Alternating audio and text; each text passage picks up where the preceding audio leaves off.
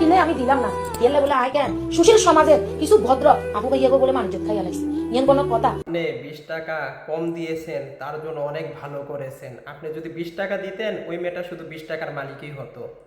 আর আপনি 20 টাকা কম দিয়েছেন, তার জন্য সে হাজার হাজার টাকার মালিক বর্তমানে।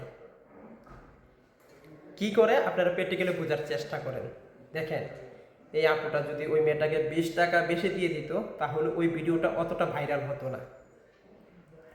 বর্তমানে 20 টাকা দেয়নি, তার জন্য ভিডিওটা এত ভাইরাল হয়েছে, এত প্রচুর পরিমাণে ভাইরাল হয়েছে। এখন অনেক কন্টেন্ট ক্রিয়েটর, ইউটিউবার ওই মেয়েটার সাথে দেখা করছে এবং কেউ 2000, 3000, 4000 করে টাকা দিতেছে।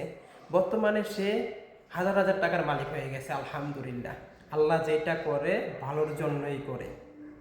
ওই মেয়েটাকে 20 টাকা দেননি, তার জন্য সে এতটা ভাইরাল হয়েছে, এত টাকার মালিক হয়েছে।